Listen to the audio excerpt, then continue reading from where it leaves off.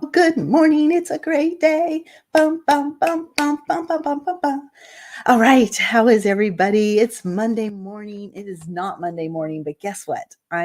Because I couldn't go live on Monday morning, I am doing Wednesday morning live special this week because I had some stuff I wanted to say and I wanted to tell you about my week and all of that stuff.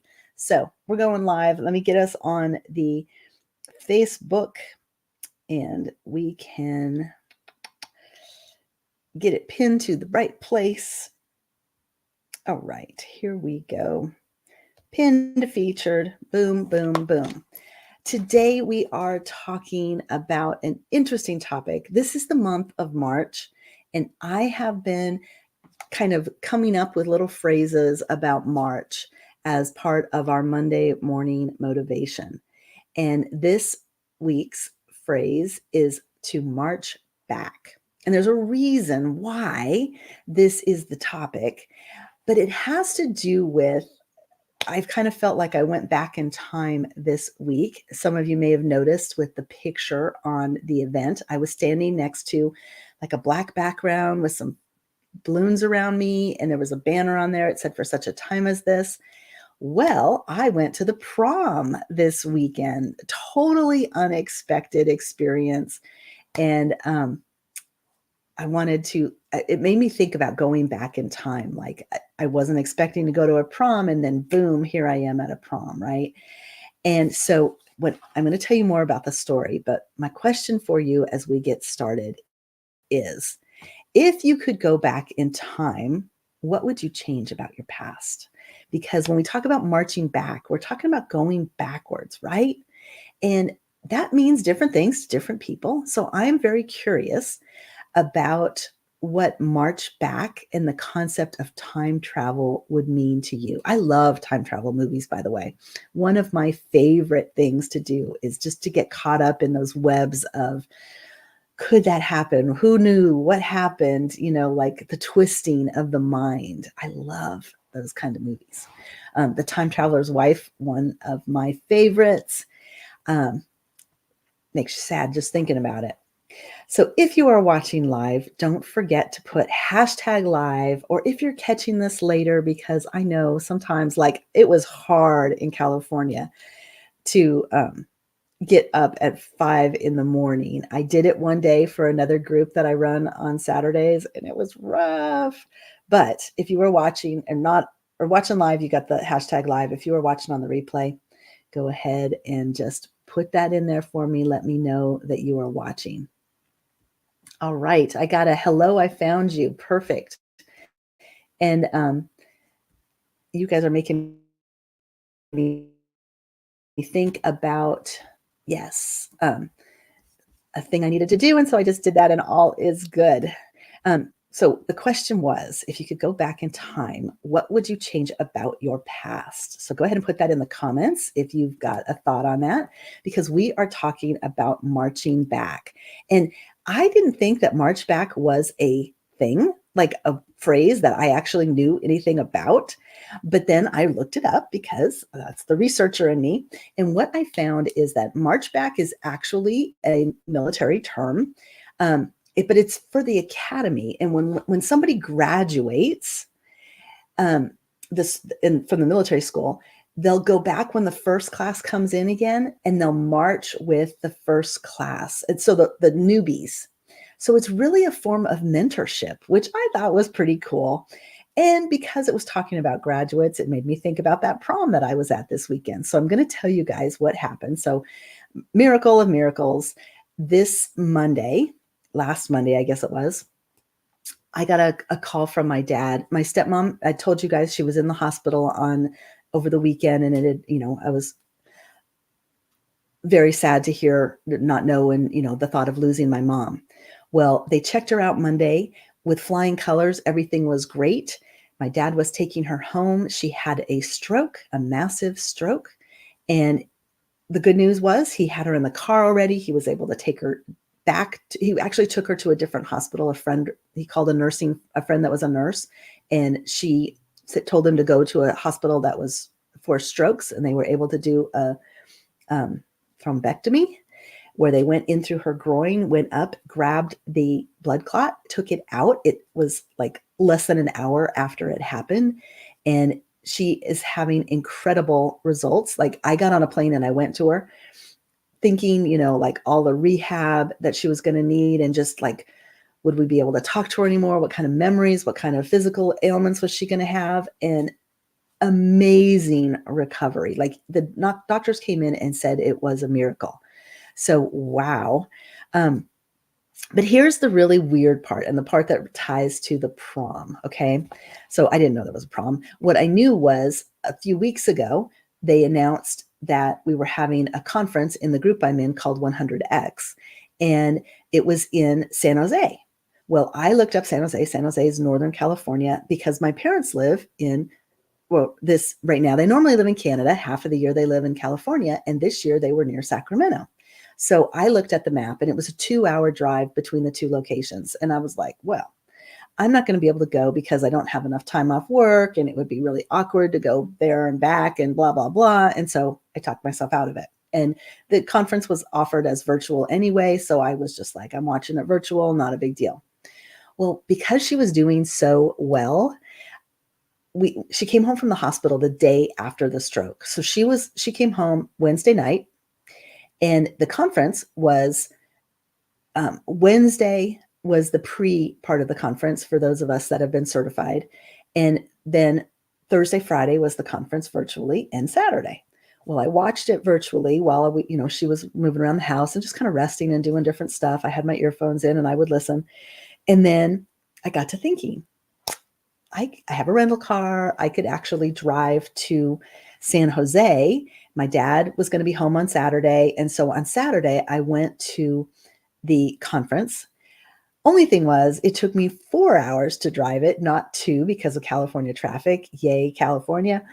And so I get there. I got there for the last module. How crazy is that? I was thinking it would be a little bit more than that. It wasn't.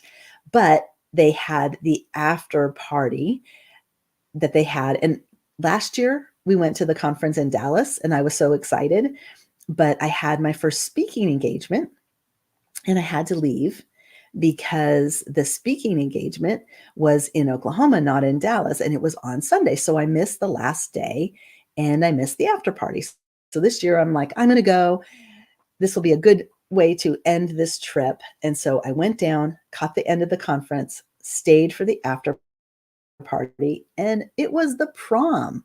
So the theme was that everybody wore these beautiful prom dresses and had a really nice experience. So interesting, right? Like I wasn't expecting that. All right. So Merritt, so glad that you are here. Awesome. And you're up early. So happy to have you. Happy to have you. So I love this. Merritt is talking about my question about if you could go back in time, what could you change? And her thought was release the guilt and the shame from your past. I love that, Merritt. As we talk about going back in time and the marching back and so on, a lot of us do have guilt and shame from our past. And what we need to do is literally cut those negative ties to us. And if you've watched me at all, I do a lot of visualizations. We talked a little bit about how on my weekend workshops is when we get some one-on-one time.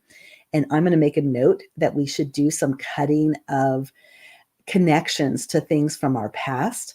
And it's just a really simple cut, disconnect, destroy all of that stuff from your past and let it go. And it's a beautiful process because life does kind of feel like you get all tangled up in the past. Like everything's just gathered around you, and that's what makes it heavy, right? That's what pulls you down. So we definitely want to be releasing the things that no longer serve us. So if you are just watching, we are just beginning to watch. We are doing our third week of the month prep this week, which basically we started out with our masterclass. Last week was check-ins, and this week is the third week of the month. And we're just saying, how are your goals going? Because we're now at the 20th. So we have 10 days left in the month. And we need to keep motivated. We need to keep working on the things that matter to us. Okay. So we're going to keep going on here. Awesome, awesome, awesome. Okay. So what is March Back? I told you guys that it has to do with the military mentorship, basically, the graduates doing the things for the newbies in such a way that they're demonstrating that it's possible that things can happen. And so in our lives, we do a lot of marching back, right? But as I was typing it in, I had to laugh because it reminded me of like the disciplinary march back in there and do what you were supposed to do. Like I know, I think I've heard my parents say that a few times to me, like march back in your room and clean it this time, or march back in and really brush your teeth or wash your hands or whatever it was that I was being reprimanded for. So it got me thinking about if this month isn't going like you want it to, what can you be doing to switch things up and allow yourself to be changing, right? Be changing the outcome because it's possible. Just like time travel, they would go back and mess everything up. What could you do this week that changes the trajectory of the end of this month? If you set a goal earlier this month, like for me, I had a lot of things on my plate, and then last week got wiped out because of the health issues in California. But it doesn't mean that I can't still make progress. And I think that that's one of those areas that we tend to, just human nature, we tend to shoot ourselves like, oh, I haven't done well, so I should just give up. I see this in dieting a lot, right? If you fall off the wagon, people are just like, well, I guess I'll have to wait, and I'll wait till next month to start my new diet. No, immediately get back on that horse, march back in there and do it the way you want it. Get a redo. I think that that's really, really important. And so Kathy Case, I'm so glad that you're here. Thank you for being live. That's awesome. We haven't connected in a while, have we? Some of you know Kathy Case is one of my partners in crime in the Tony Robbins world. And she and my husband are in a group of Tony Robbins people. And he was just commenting that you said yesterday's meeting was awesome. And so keep up those kinds of comments, because he felt a little FOMO that he didn't make time for it yesterday. And he's got a wife that keeps going, honey, go do those things. Those are important. So we'll see. Speaking of Tony Robbins, this week starts the UPW, and Tony's going to be on stage. I won't be attending during my work days, but I've got the evenings and the weekends. I will be doing the Tony stuff, which is also going to take a little bit of time away from my schedule this month. But I'm still going to make progress. I'm still writing down my goals. I'm still revamping what could I be doing. And it made me think about the different things that have been going on with us, right? Some of you may know that spring started yesterday. So the equinox, there's the spring and the fall equinox and the summer and the winter solstice, but it has to do with the position of the sun. And so spring is happening now in a location near you, maybe not in your neck of the woods, but whatever the season is that you have grafted into.